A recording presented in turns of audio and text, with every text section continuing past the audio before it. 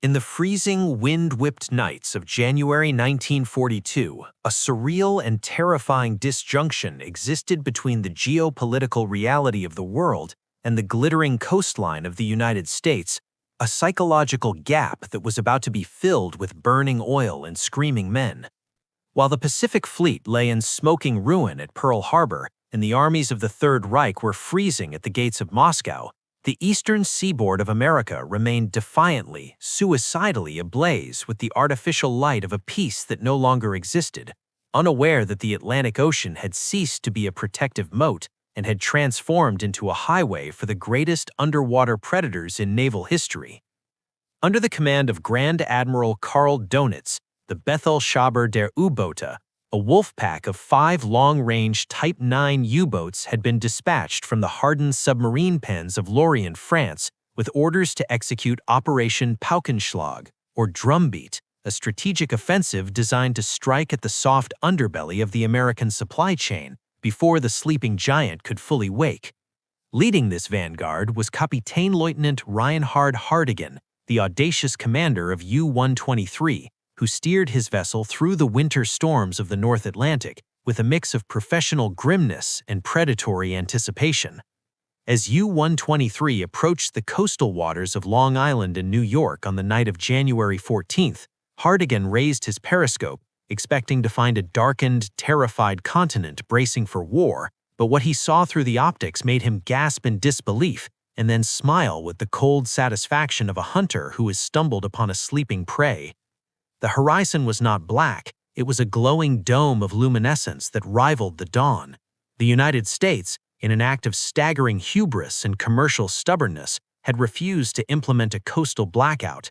The lights of Broadway, the neon signs of Times Square, the car headlights streaming along the coastal highways, and the blazing beacons of the lighthouses at Montauk Point and Ambrose were all functioning as if the world were at peace, casting a radiance that stretched 20 miles out to sea.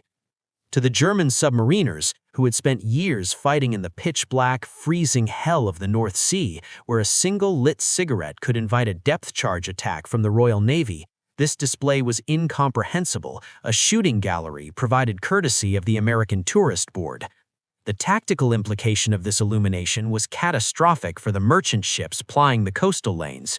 The bright backdrop of the cities meant that any ship passing between the U-boat and the shore was perfectly silhouetted as a sharp black cutout against the glowing horizon, allowing the German gunners to calculate speed, range, and identity with mathematical precision without ever using their active sonar or revealing their position. Hartigan noted in his war diary that it seemed as if the Americans were inviting him to a carnival rather than a war, describing the scene as illuminated like a dance floor. The waters were crowded with fat, defenseless targets, tankers carrying crude oil from the Gulf of Mexico, freighters laden with bauxite and steel, steaming with their navigation lights on, maintaining regular radio schedules, and adhering to peacetime shipping lanes that the Germans had already mapped. The U-boat crews, who had nicknamed this deployment the Second Happy Time in anticipation of the slaughter, found that the reality exceeded their wildest dreams. On the night of January 14th, U-123 stalked the Panamanian-flagged tanker Nornis, a massive vessel carrying thousands of tons of fuel, moving sluggishly south of Long Island.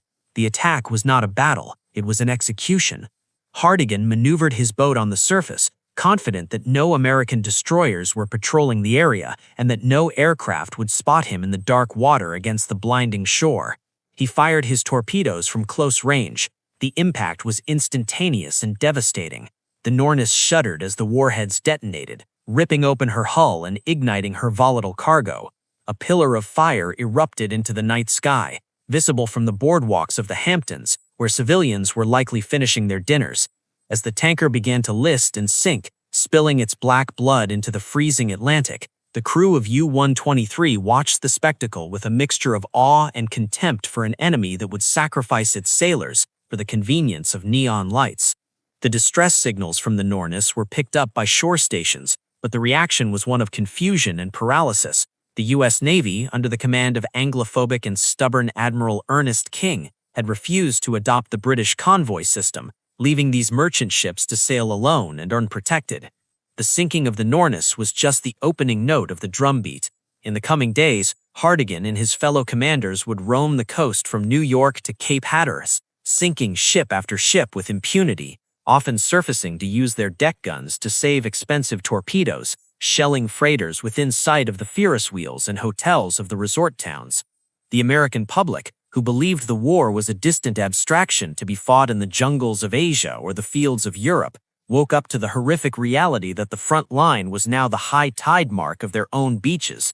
They stood on the dunes, wrapped in winter coats, watching the smoke of burning ships smudge the horizon, stunned by the realization that the enemy was not coming. He was already here, hiding in the shadows of their own electric vanity, turning the Atlantic seaboard into a graveyard illuminated by the very lights they refused to turn off. As the calendar turned to February and March of 1942, the center of gravity for Operation Drumbeat shifted south from the frozen approaches of New York Harbor to the treacherous, storm-tossed waters off the coast of North Carolina, a specific geographic choke point known as Cape Hatteras, which the terrified merchant mariners soon christened with a darker name, Torpedo Junction. Here, the continental shelf narrowed, and the shipping lanes were forced to hug the jagged coastline to avoid the strong, opposing current of the Gulf Stream, creating a natural funnel that concentrated hundreds of tankers and freighters into a predictable, densely packed stream of traffic that was virtually undefended. For the German U-boat commanders, who had now been joined by a second wave of Type 9 submarines, this area became the killing floor of the Second Happy Time, a period of such asymmetrical slaughter that it felt less like warfare and more like an industrial harvest. The tactical environment at Hatteras was even more favorable to the Germans than New York had been. The shallow waters allowed the U-boats to sit on the sandy bottom during the day to conserve battery power and rest the crews, waiting for the cover of darkness to surface and wreak havoc. The tragedy of the slaughter was compounded by the stubborn refusal of the American merchant captains to extinguish their navigation lights. Terrified of colliding with one another in the crowded shipping lanes and lacking the discipline of naval convoys, these civilian masters kept their running lights blazing, arguing that the risk of a collision was statistically higher than the risk of a submarine attack, a fatal miscalculation that the Germans exploited with ruthless efficiency.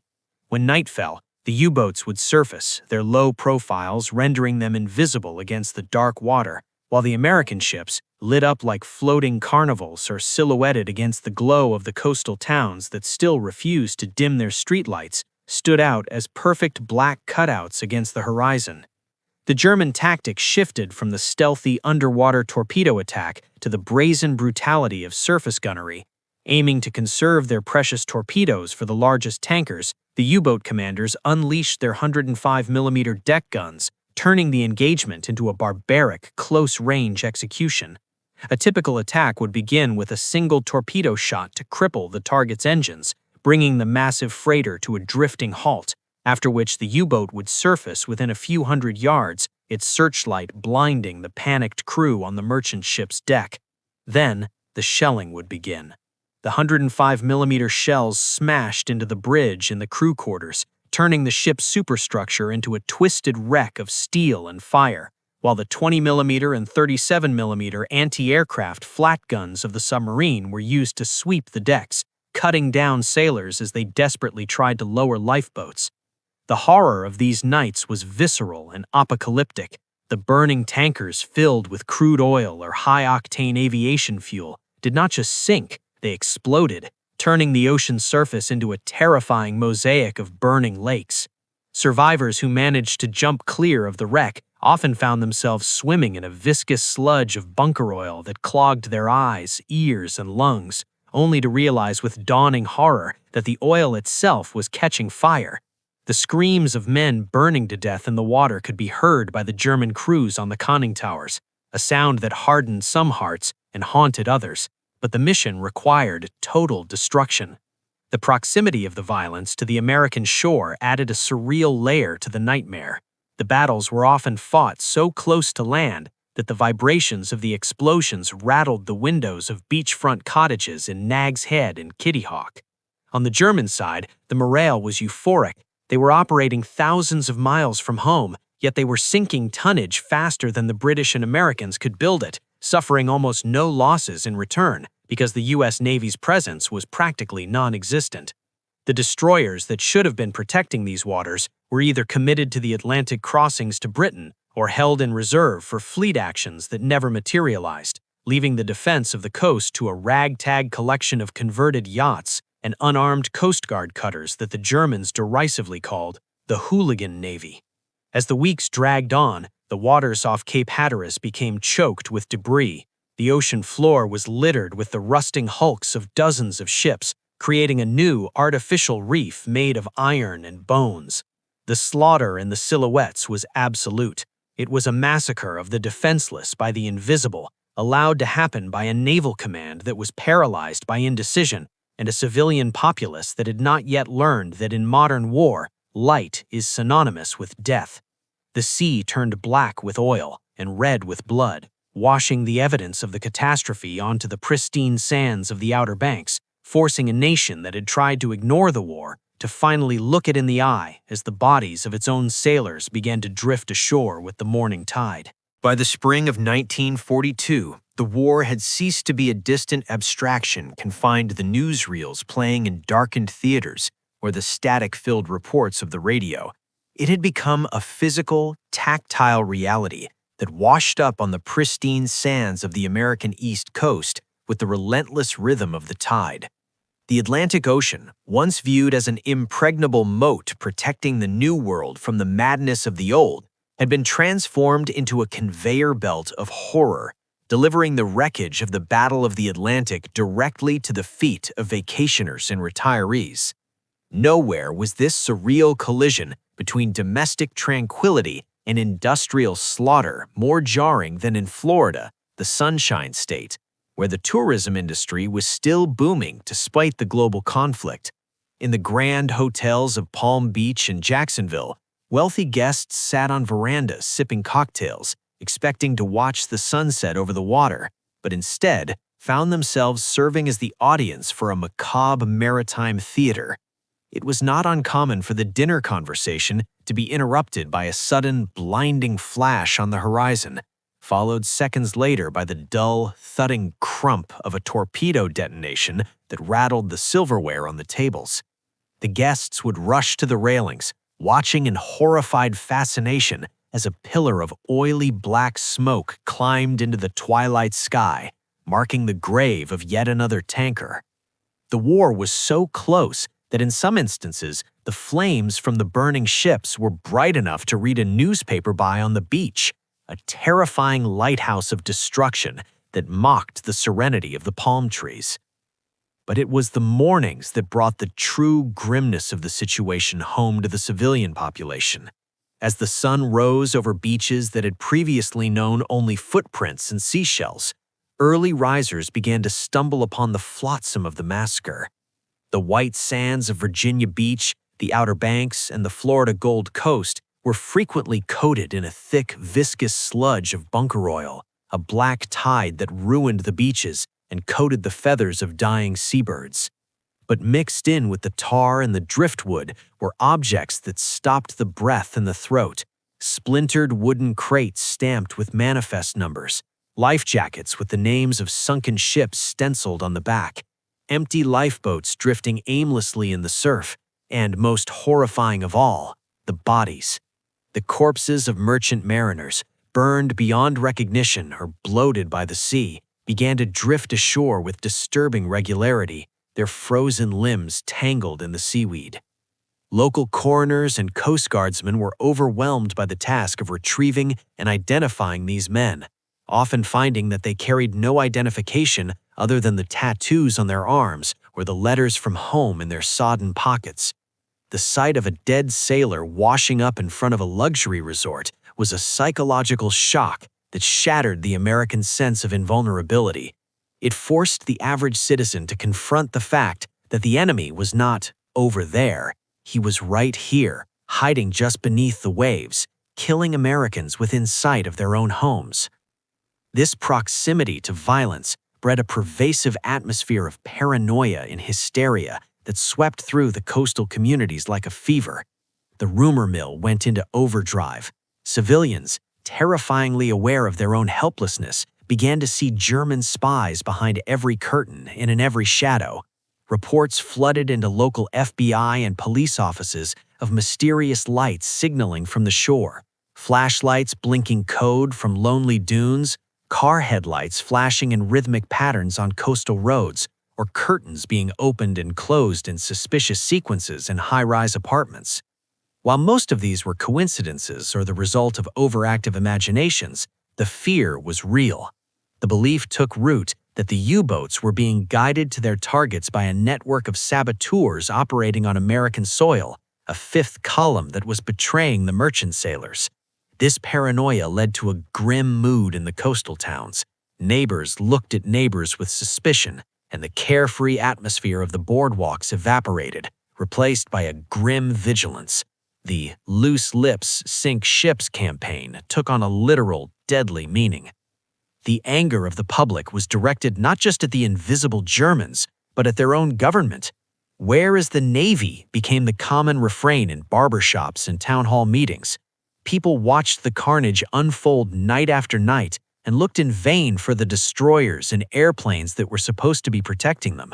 They saw only the unarmed Civil Air Patrol planes, private pilots and Piper Cubs trying to spot submarines, and the undermanned Coast Guard cutters that were woefully outgunned by the German U-boats. The feeling of abandonment was palpable. Mayors of coastal cities demanded answers from Washington, asking why their sons were dying in oil-slicked waters just a mile from the pier, while the Atlantic fleet seemed to be missing in action.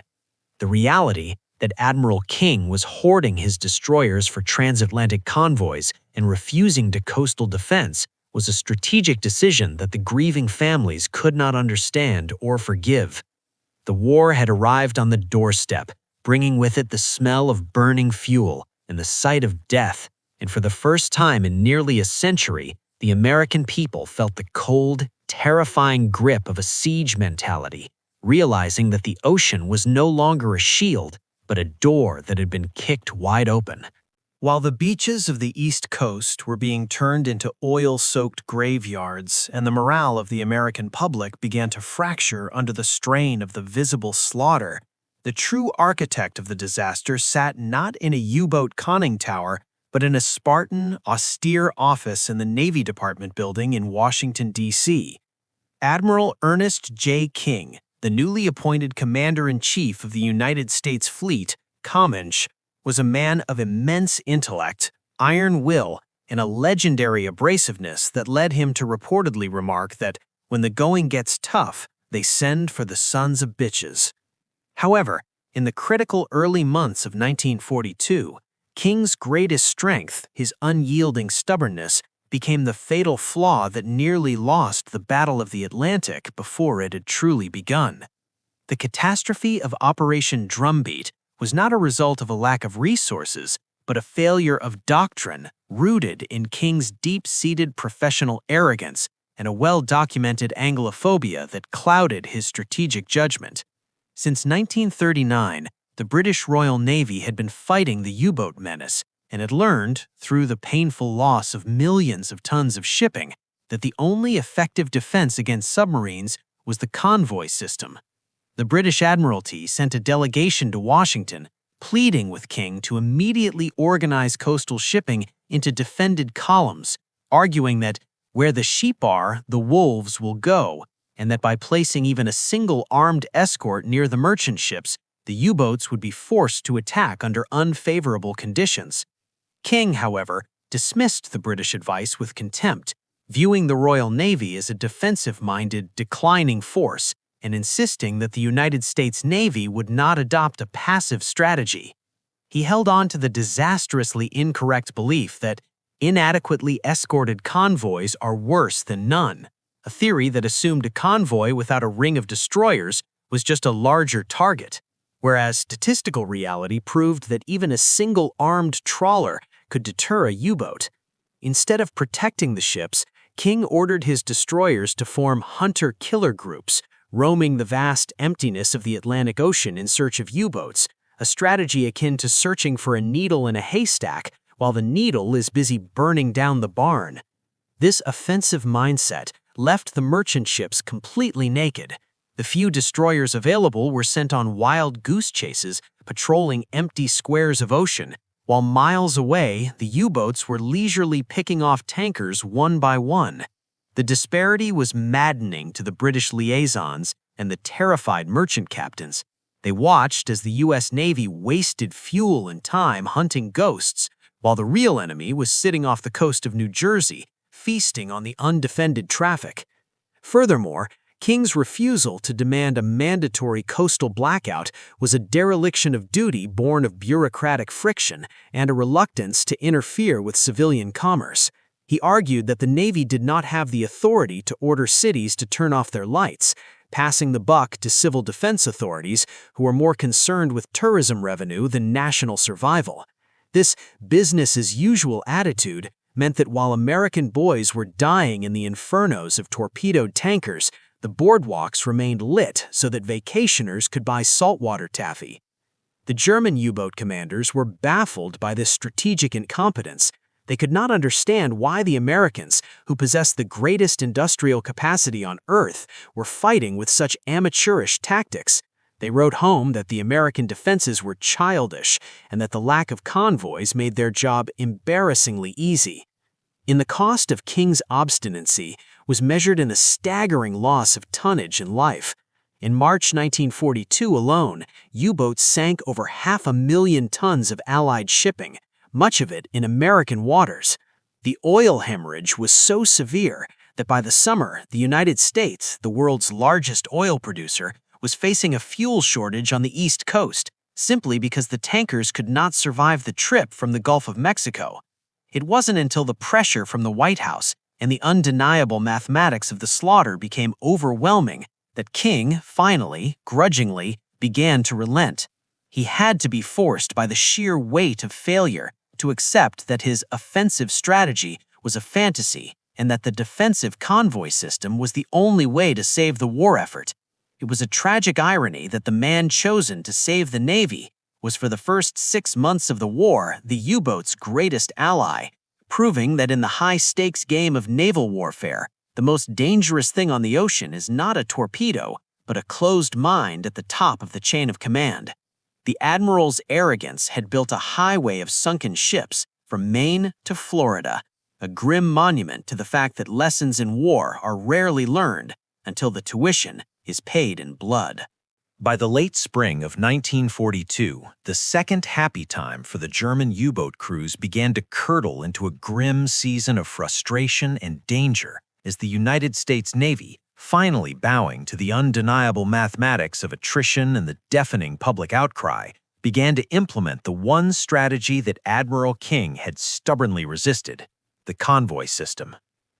The turning point came not with a single decisive battle, but with a bureaucratic capitulation in the establishment of the Bucket Brigade, a rudimentary but effective system of interlocking convoys that shepherded merchant ships along the coast in protected hops from port to port, moving from daylight anchorage to daylight anchorage under the watchful eyes of whatever motley collection of escorts could be scraped together. Simultaneously, and perhaps more psychologically impactful, the great American dim-out was finally enforced with the rigor of martial law. The neon signs of Broadway were unplugged. The headlights of cars on coastal highways were painted half black or extinguished, and the blackout curtains in the grand hotels of Florida were drawn tight, plunging the eastern seaboard into a profound defensive darkness that erased the deadly silhouettes that had served the U-boats so well. When the veteran German commanders returned to their hunting grounds in May and June, peering through their periscopes off the coast of New Jersey or Cape Hatteras, they were met with a shocking and hostile void. The shooting gallery had closed. The horizon was no longer a glowing ribbon of light, but a wall of black ink, and the sea, once teeming with solitary, careless merchant ships, now appeared empty. The targets had huddled together into tight, disciplined formations, surrounded by the churning wakes of destroyers and Coast Guard cutters that were now equipped with improved radar and sonar, actively pinging the depths with a predatory rhythm. The hunters had become the hunted. The psychological shift in the U-boat pens in France was palpable. Crews who had previously fought to be assigned to the American theater now looked at the charts with trepidation, knowing that the easy kills were gone and that the Americans had finally learned the art of anti-submarine warfare. The U.S. Navy, desperate to bridge the gap while waiting for more destroyers to be built, improvised with a ruthless ingenuity, deploying Q-ships, heavily armed merchant vessels disguised as helpless freighters, to lure U-boats to the surface, and unleashing the Civil Air Patrol, a ragtag volunteer army of private pilots flying their own yellow Piper Cubs and Stinsons armed with depth charges, buzzing over the waves like angry hornets to force the submarines to dive. These civilian aviators, though often unarmed, proved to be a decisive psychological weapon, forcing the U-boats to spend precious daylight hours submerged, draining their batteries and blinding their reconnaissance. The happy time ended not with a bang, but with a strategic withdrawal. Grand Admiral Donitz, realizing that the cost of operating off the American coast now outweighed the benefits, ordered his wolf packs to redeploy to the Caribbean in the mid-Atlantic Gap, acknowledging that the window of opportunity had slammed shut. In July 1942, the U-215 was sunk by a British trawler and aircraft off the coast of New England, and the U-85 had already been sent to the bottom near Hatteras, signaling that the waters were no longer safe for the predators. The withdrawal of the U-boats marked the end of Operation Drumbeat, a campaign that had been a dazzling tactical success for Germany, but a strategic wake-up call for the United States. The cost of the lesson had been exorbitant. In 6 months, the U-boats had sunk nearly 400 Allied ships and killed over 5,000 seamen, a tonnage loss that threatened to strangle the Allied war effort before it could even cross the ocean. The ocean floor from Maine to Florida was paved with the rusting bones of tankers and freighters, a hidden underwater monument to the hubris of the early war months. Yet the defeat of the U-boat offensive on the East Coast was also the moment the United States truly entered the naval war. The amateur period was over, the lights were out, the convoys were running, and the grim, relentless machinery of victory had finally engaged its gears.